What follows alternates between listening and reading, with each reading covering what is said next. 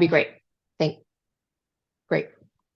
Cool, cool, cool. Okay, so first we'll do sub two, and we just want obviously houses with low equity. So, first things first, I come down to equity, and I type in 20% max for equity percentage.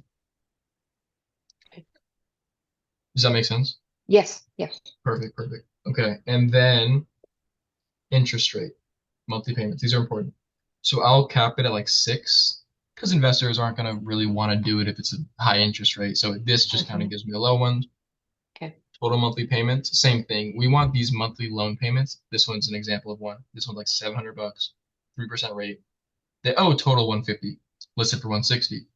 So this is a really good sub two deal because they're super low equity. But yeah, I usually just cap these at like 1500, maybe 2000. 2000 will give me more options, but 1500 will really dial down the better ones. But I usually just put 2000. And then if nothing shows up, or if I'm getting a lot of, action, I'll change it back down to 15 maybe. So monthly payment filter, interest rate filter, low equity filter. Those are like the most important ones. Like Okay. that's pretty much mainly it for the really descriptive like filters. So next thing is just on market for sale.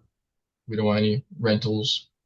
Hmm. Off market's okay. You can still go after off market, but Propstream is just so big and have so much information that you'll just find houses that people are literally not trying to sell at all. Like I don't want to sell this house at all. But you pull up on one like, oh, this guy's has low equity. You call them, they're like, no, I don't want to sell my house. Like, no, why are you calling me? So the on market Hmm. kind of is good for that. So status as well. We're gonna do this active because it's the worst when you have all the filters in and it's pending Hmm. or it's under contract. You're like, oh my gosh. So the active is pretty much just this little button. Yep.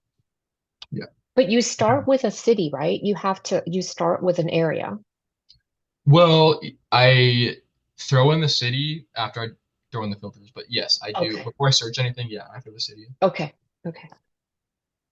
So yeah, property details, residential homes, single families usually. You could do condos, but they're single families are more desirable, so might as well just do the best of the best. So single family.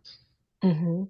Seller finance, on the other hand, is when we could start doing the multifamilies, I think, and duplexes, and you get a little bit more room with how much rental revenue they're bringing in, so you can kind of like give the seller whatever really whatever you want per month, as long as the rent will cover it. So like a 5 unit multifamily, let's say each unit is bringing in 1,000, shit, $5,000 a month. You can tell them we'll give you back 2,500 a month or 3,000 a month because you know that that's doable from the rental income. But Hmm. for sub two, we just stick with the single families pretty much. Bedrooms, three minimum. Hmm. I just leave the bathrooms because like you can put one, but it doesn't really do anything, right? All houses have one.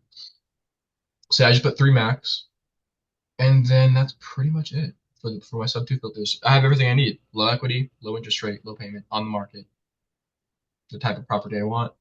Then I put in the city. Do you have any in mind that you were wanting to look in? I was looking at like Houston.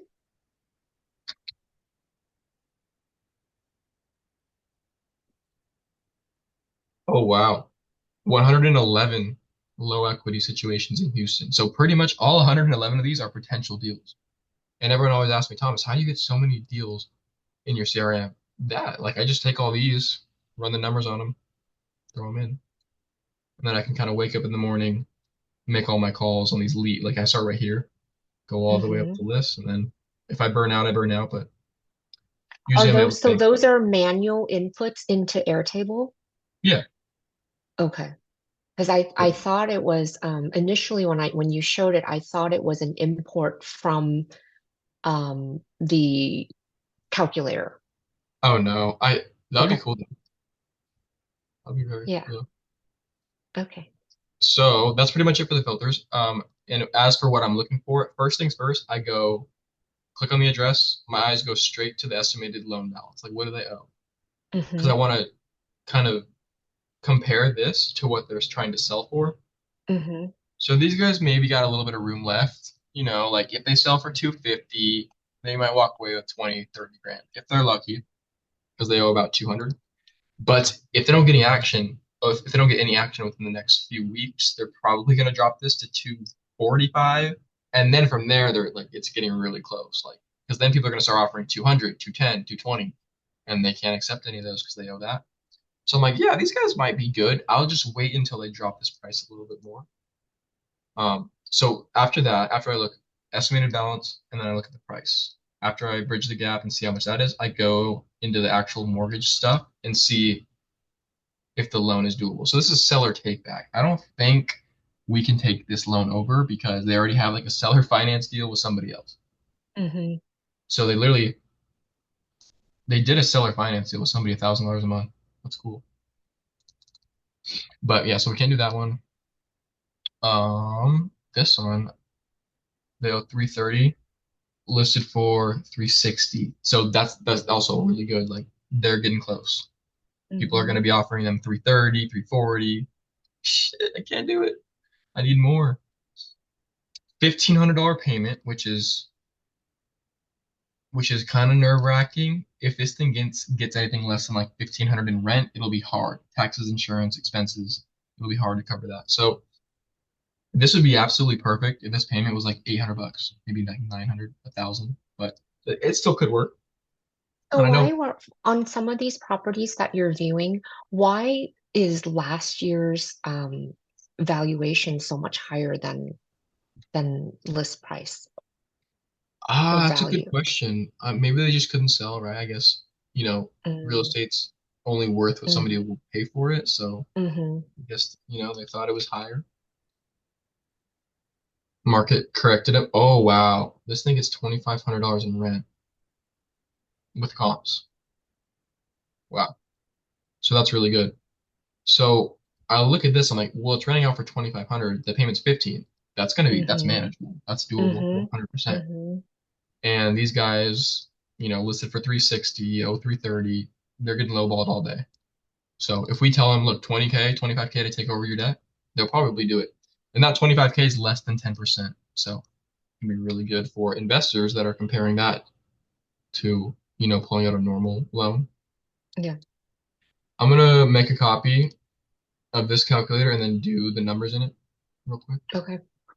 And then honestly, if hold on, I'm gonna check to see if this is still on the market because sometimes they'll do it to you and it'll be sold or oh, it's still for sale. Got out. So yeah, this is good. 369. They just cut it a few days ago. So And Propstream it's was clean. I mean, it's clean, right? It's yeah, vacant. We don't check yeah. vacant in one of your in the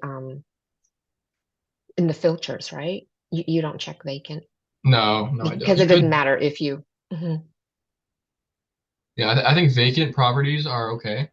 Like that's kind of the standard. But if they have renters in there, that might even be a plus because like, oh, there's Mhm. already a renter in here to the end buyer. It's Mhm. like, okay, so first thing is I'm gonna do is take the list price. So that's this 369, and I'll Mhm. throw that in the list price in the calculator. But this is pretty much what I do. And then if you want to make it a little bit easier on yourself, I recommend BuyBox. It's like so it was a cheat code for me, in the beginning when I was having trouble coming up with my own offers and I was just didn't know enough, I guess. I would always take the after I looked up on Propstream and I figured out like, oh, this is a decent subto deal. I would say I don't know what to offer though, so I throw it into BuyBox. Have you done this? Yes. Yes. Perfect, perfect. So I don't really need to show you that. But yeah, I just go creative. Yes, there's a mortgage. They owe uh three 330. Copy that. Rents for 25. Initial loan amount. Let's say it's like 350. That's what I was gonna say. 350. Interest rate is only 3.5. That's insane. And then it gives you your offer. So you could literally just do this, call them and offer them this, and you Mhm. know it's going to work. But since I've been doing it for so long, I just kind of skipped over these steps and threw them straight into here. So I know we only have about 7-ish, 8 more minutes. I'm going to go as fast as I can on this. Mhm. Oh my goodness. Nope. There it is. 369 here. Then they owe 330, and I'll throw that here. Payments or interest rate's 355. Payment is 15 and some change. Okay.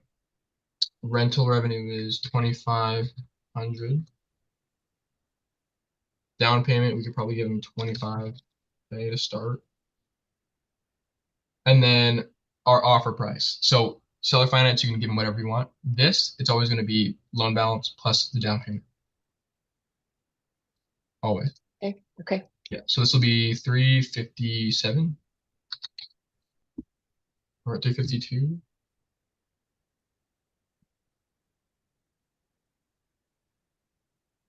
Sorry, my mom was calling me. I texted her. I'll call you back. 350. Okay, yeah. 357, 220, 270. Sorry, brain fart. And yeah, this is a really good offer because it's right at their asking price. They're walking away with 25K instead of losing money. Um, these two percentages are really what this calculator is made for, right? Just to check these out. Cash Mm-hmm. on cash is good. Like sub two deals does not need to cash flow, but it does. Cash flow is 150. So doesn't need to, but it does. That's an extra. And then the entry Okay. fee. Mortgage companies are charging 20% down, 30% down. We got it at 9. Mm-hmm. So this is a really good deal. And I would call these guys and kind of give them my pitch. And my pitch goes something like this. Okay. Hey, my name's Thomas. I'm calling for my buddy Richard. He's a big investor. He's pretty well known. You can go look him up on Instagram or something like that. Or like he's big on social media. You can go check him out. Something like that. Then I'll say I have his criteria and I make a lot of calls for him. And he just gives me, checks if I lock something up. And he likes it. So I was wondering if I could send you in an offer and see what's going on. And they're like, okay, yeah, what are you thinking about? And then that's when you could do a few things. You could not mention the sub two off right off the bat and just say, yeah, it's cash, and then kind of sneak in the sub two offer in the email.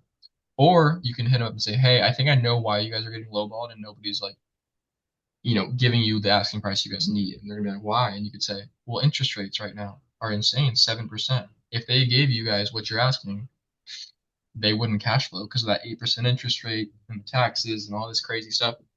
So what if we were just like assume you're dead, or there's a few different ways of letting them know, but you literally just come out and say we do mortgage assumptions too. If you're interested in that, we'll give you a decent down payment, 5 figures down, and we'll assume the debt. And sometimes agents are like, okay, that's cool. I'll ask him. And sometimes the agents are like, no, I don't know what that is. I'm scared. No. So that's why it all comes down to how many calls you're making. If you just make one Mm-hmm. call a day, I don't think that's gonna result in anything, But if you really spend time and effort on the phones and sending good offers, something like this, that's when your success is going to be the most. Mm-hmm. Because one, you don't have to deal with the back end or disposition service. Like you don't have to do it. That's what the team's for. So if you just have a contract, send it into the team, let them find the buyer, your work's pretty much done for that deal. So it becomes really easy to have multiple deals in the pipeline with them. And then, some of them won't close, but most of them will. And I think that's the best way to go about it. And then let me just explain this really quick. I Mm-hmm. think you might have been in one of my lives when I brought this up one time, but Yeah. Yeah. yeah, this is what I try to do. And I don't do it a lot. And I recommend if you don't want to make 10 offer 35, 45 calls a day, start with like 3 offers a day. And this number will be much smaller, right? Mm-hmm. Maybe shoot it up to 5 offers a day after a couple weeks of doing it. But if you're just consistently sending at least a couple offers a day, you're going to be good, guaranteed. And following up and you know being present and building rapport with the agent, just making the agent like you, I think is really underrated. Just make Sure. the agent like you. Yeah, I just saw on this particular listing that I think the agent is a Vietnamese male in the area. So maybe that's just a conversation starter and then see if he's willing to talk to me on real details. Yeah, and you're Vietnamese, I'm guessing. Mm-hmm. That's Mm-hmm. all. Yeah, that's instant rapport, instant conversation starter. That's perfect. And when you say offers, is that just are you referring to like email offers with follow-up calls or just all calls? So I'll call first, then I'll send an email offer, usually. Okay. Yeah, and Okay. in the call, I'll just make it a goal of mine to get their email. before the end of the call. That's like my goal. I Cool. just need their email. And then before Gotcha. you go, let me show you these slides if you haven't seen them. I haven't written my own offer in so long because of these. Like these are all ones that Richard has actually used in the real world. Mm-hmm. Yeah, Mm-hmm. just copy these, change it I to my have number. those. Oh, Gotcha. perfect. Mm-hmm.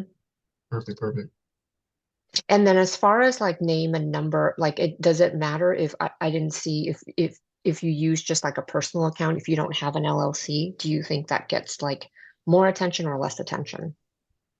No, it doesn't matter. Okay. Yeah, you're good. Okay. And then I'll Okay. send you this video to the same email you signed up with. Okay. Cool. Okay, perfect. And then I'll see you on the Discord. And if you ever need me, just DM me or yell at me during my live stream, and I'll bring you up. Sounds good. Thanks Thank so you. much. Yeah, I appreciate you for booking too. Thank you. Take care. Bye. Take care. Bye.